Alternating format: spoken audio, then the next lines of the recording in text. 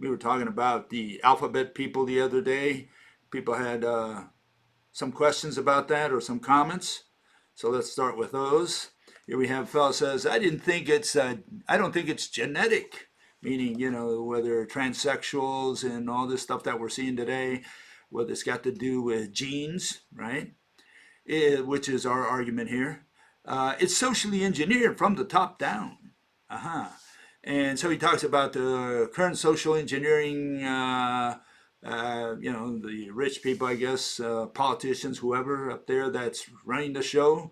The West is run by hostile elites, okay? Then he says something which is of interest to me, at least. 3 decades ago, these things didn't exist.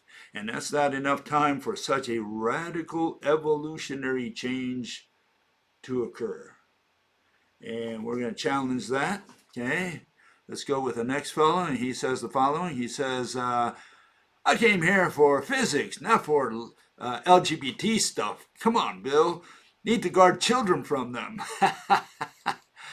Why do we need to guard children from them? Is it contagious or what? Or do you think this is an issue of education? And if you do, well, we're going to challenge that as well, okay? And then another fellow says, related to that, he says, all problems we have on Earth come from human overpopulation. The solution is not more babies, because we're saying that the expansion of the human race, the growth rate, population growth rate, is slowing down.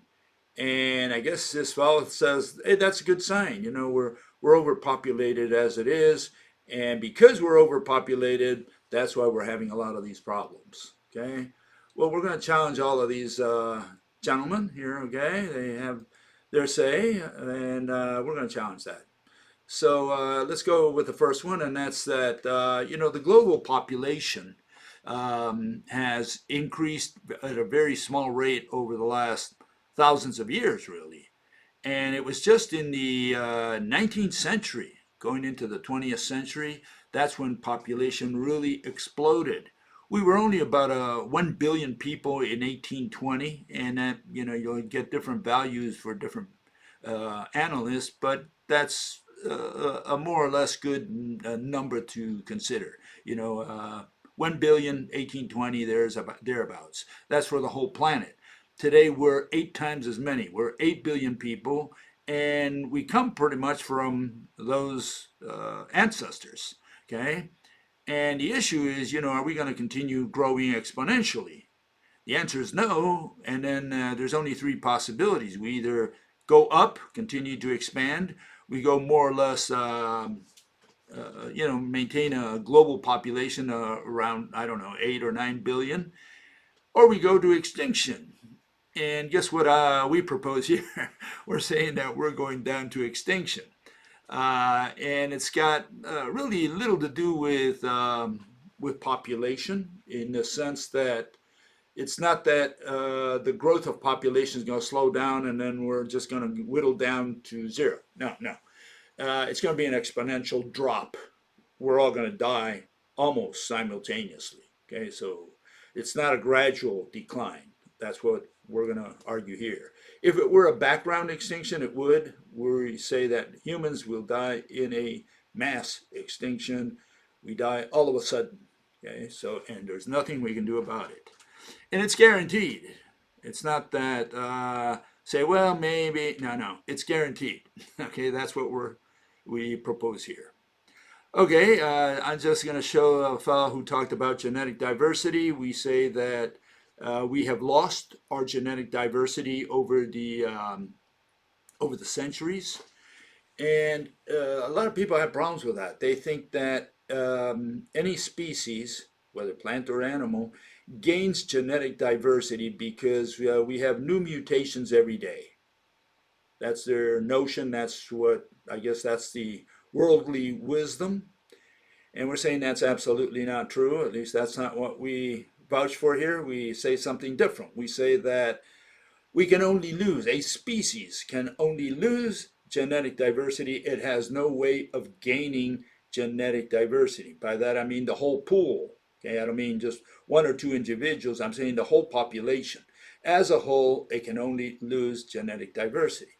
And I have a graph that's in one of my books, okay? And it looks more or less like that.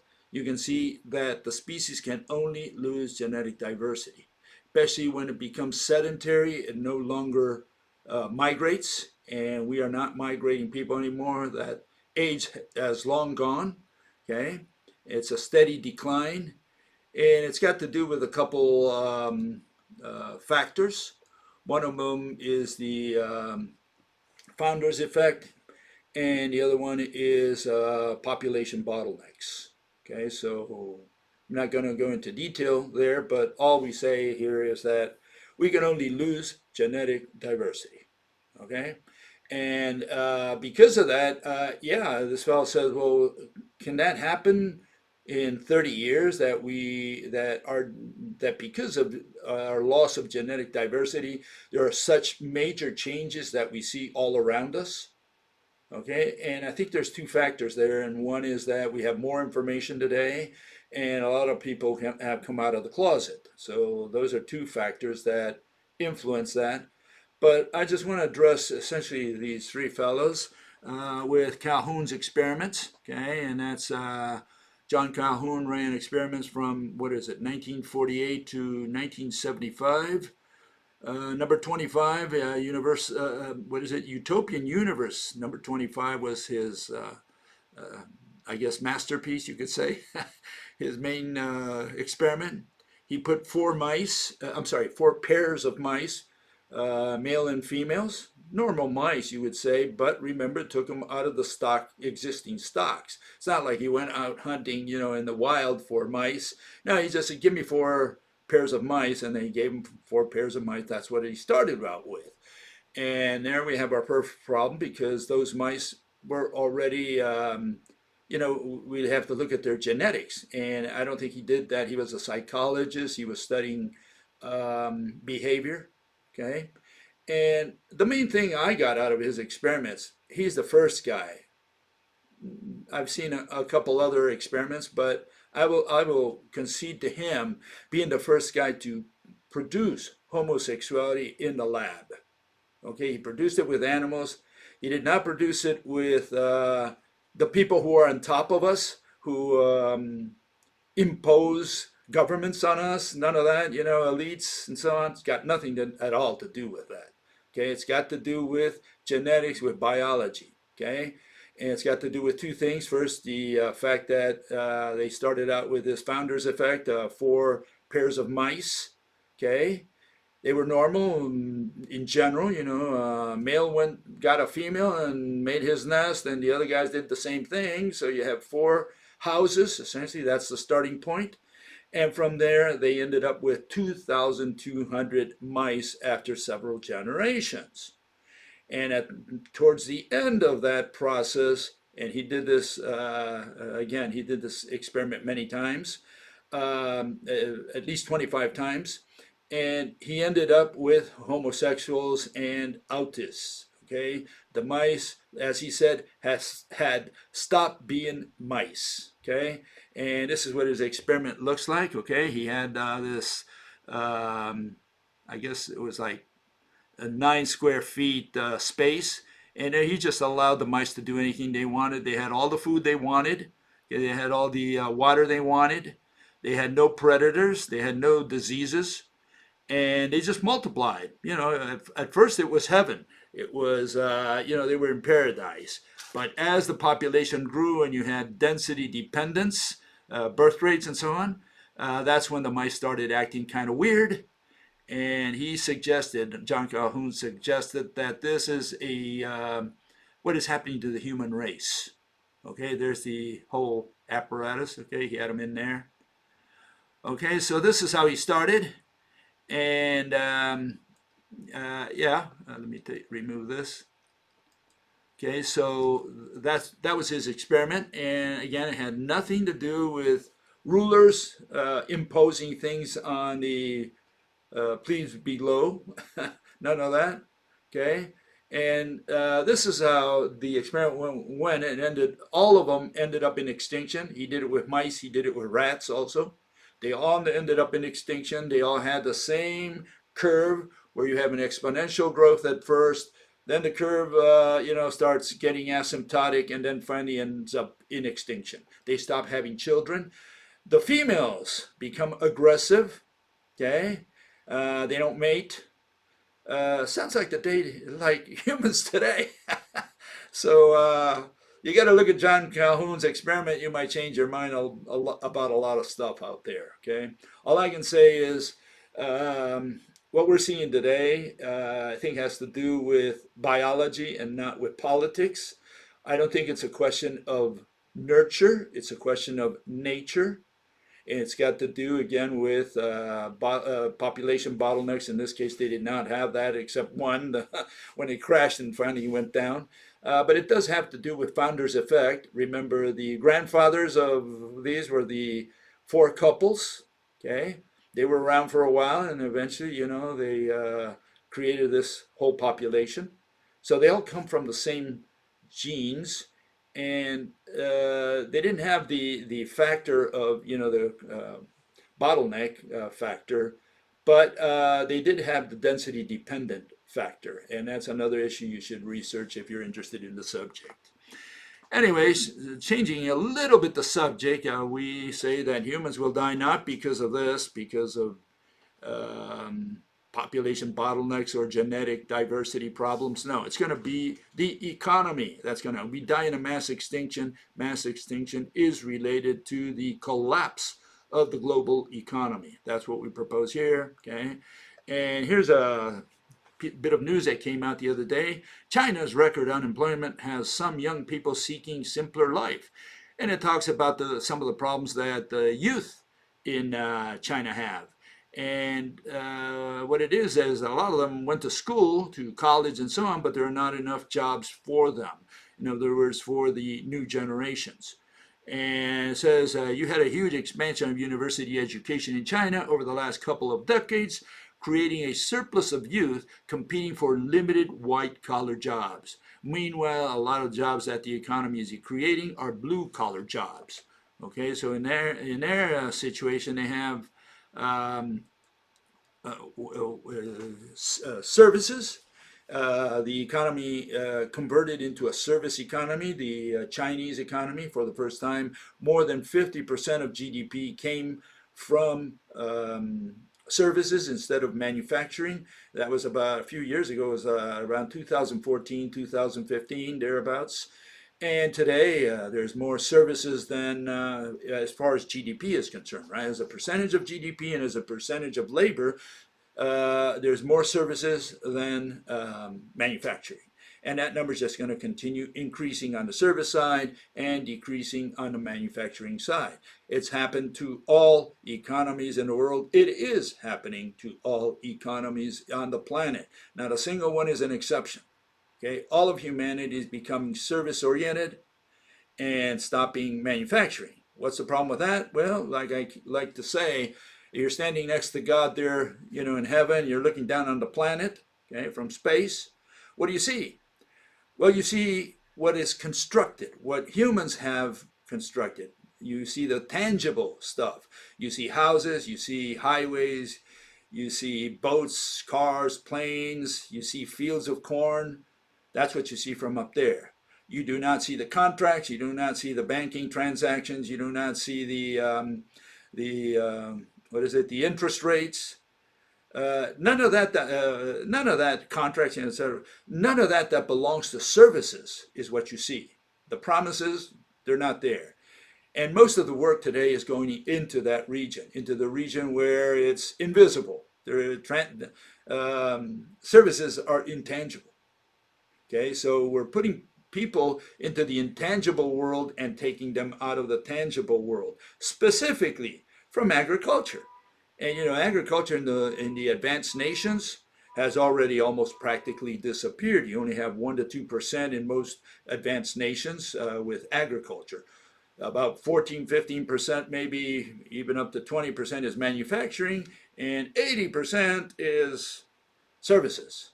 And every country in the world is moving in that direction. We're moving, and I call services unemployment. So if you're in the service industry, you say, hey, I got a job, you're not producing anything.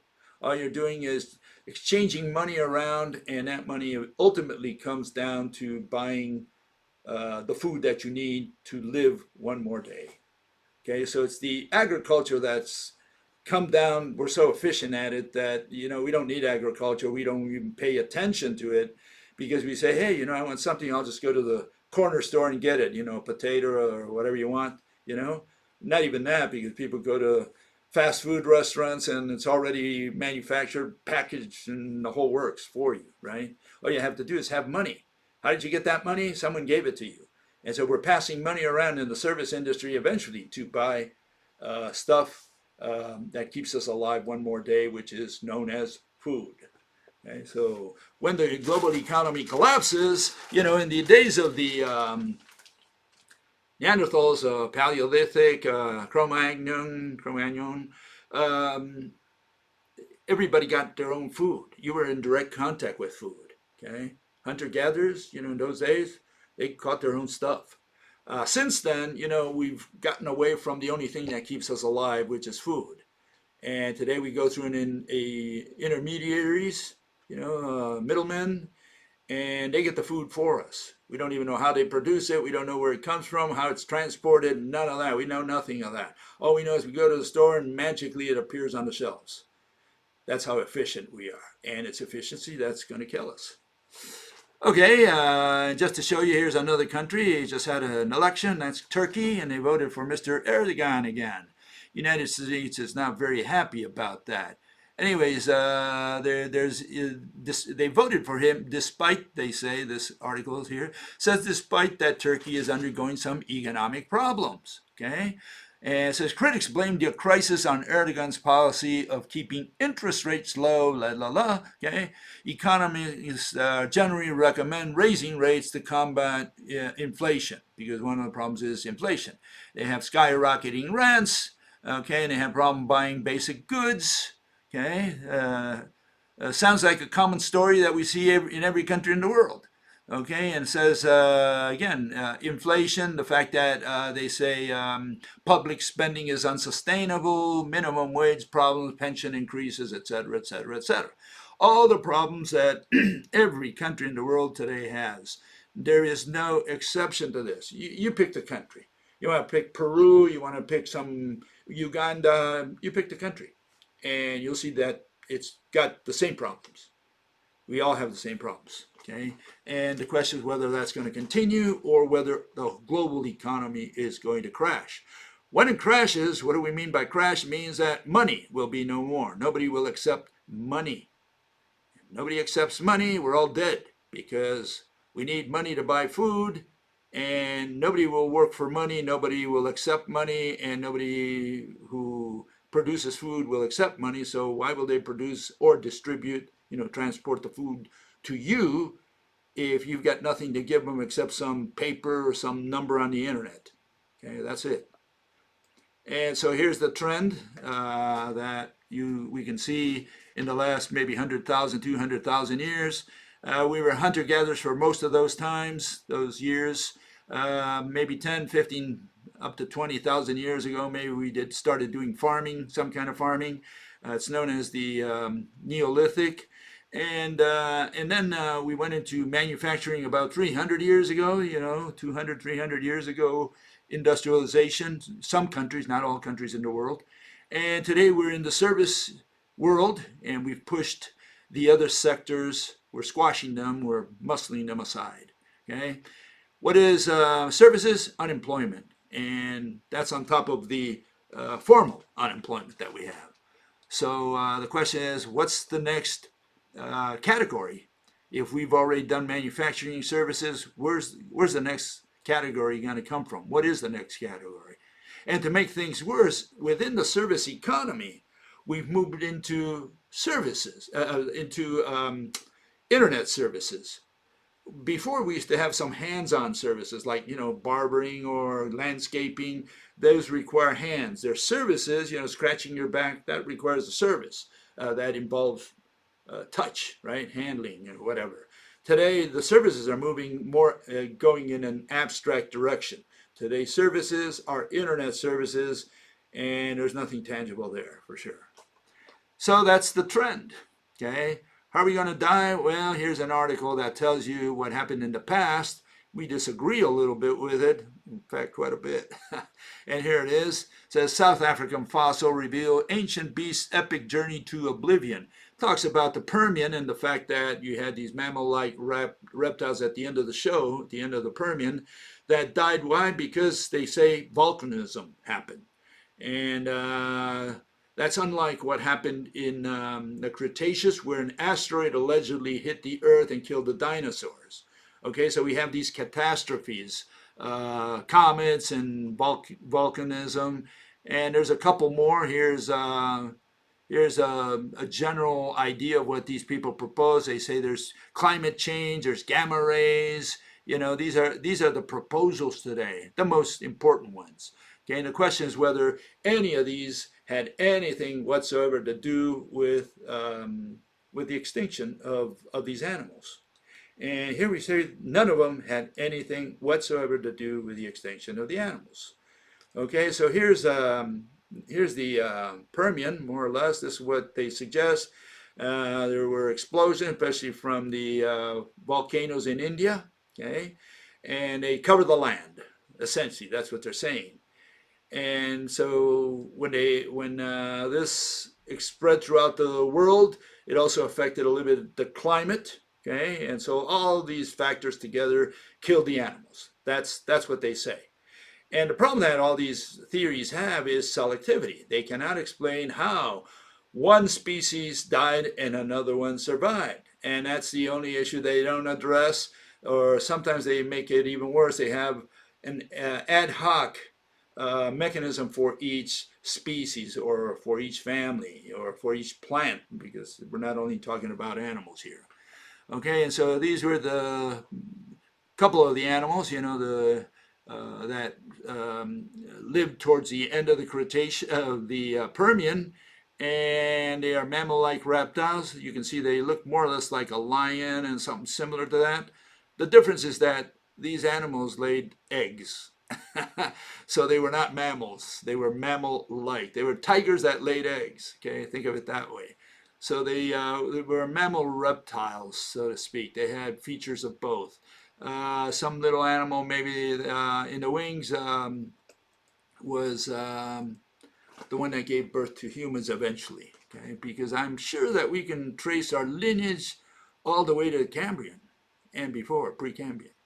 Okay, some animal gave us birth, some lineage that was there in the wings, tiny animal probably, and eventually exploded and gave birth to the mammals, and from mammals came us. And others believe that it was God's magic wand. So we have these versions. Cretaceous, this is the main one, and you can see I think it's a bunch of baloney.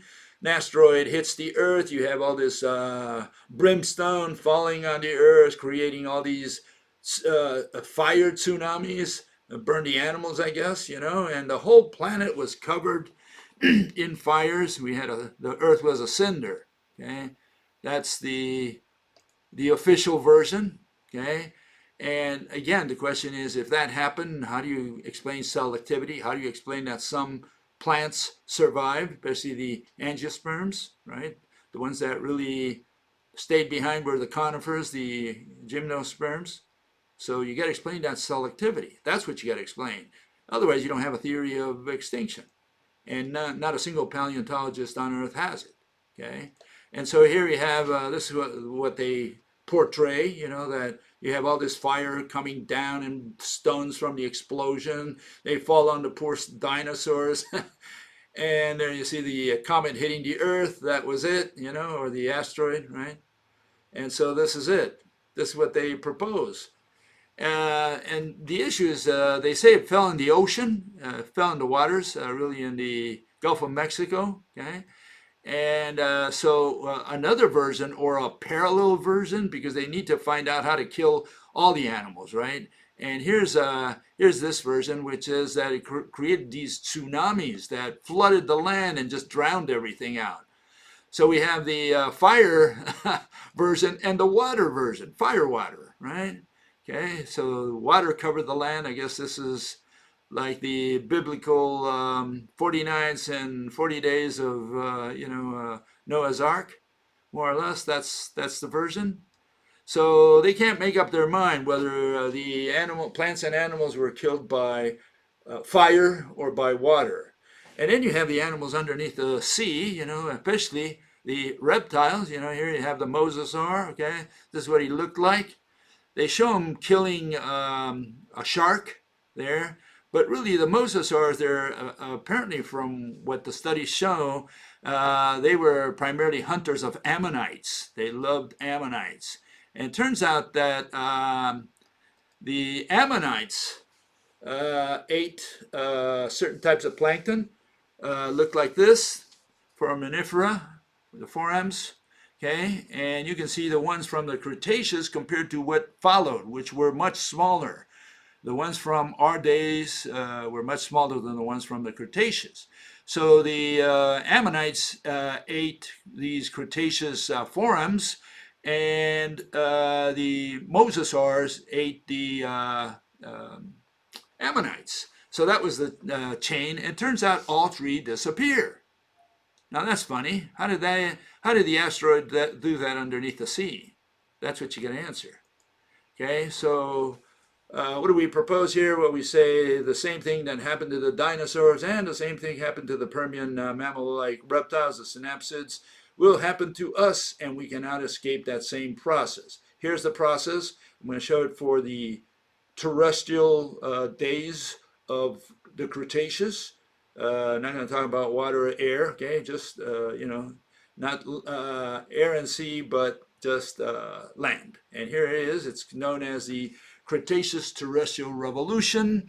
What happened was from almost the first third, maybe even half of the Cretaceous, you had the angiosperms. They expanded throughout the land and muscled aside all the conifers, which is what the dinosaurs ate, specifically the cycad-like, the cycadioids, plants like the Williamsonias and so on.